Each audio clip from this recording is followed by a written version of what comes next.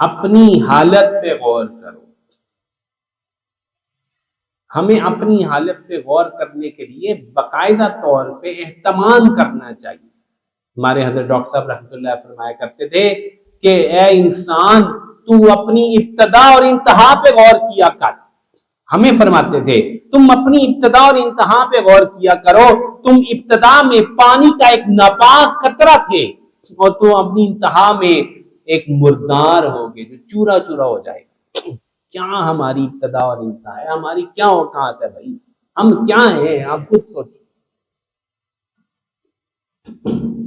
تو اپنے عیوب پر نظر کرنا، یہ جس انسان کو حاصل ہو جاتا ہے وہ پھر اپنے عیوب کی اصلاح بھی کر لیتا ہے. اصلاح اس بندے کی نہیں ہوتی. ہم اصلاح اور تزکیہ نفس کی باتیں کرتے ہیں، اصلاح اس بندے کی نہیں ہوتی جس کو اپنے عیوب کی خبر نہیں ہوتی، اپنے عیوب پر نظر نہیں کرتا، دوسروں کے عیوب دیکھ کر جو ہے ان کے اوپر اعتراضات کرتا. فلاں یوں نہیں کرتا، فلاں ایسے نہیں کرتا، فلاں یہ کرتا ہے، فلاں وہ کرتا ہے. بھائی آپ اپنے حال پہ غور کرو. فلاں کیا کرتا ہے، آپ اس کو کیا لینا دینا؟ ہر انسان دوسرے سے فرق ہوتا ہے بھائی. ہر انسان کی طبیعت اور مزاج دوسرے سے فرق ہوتا ہے.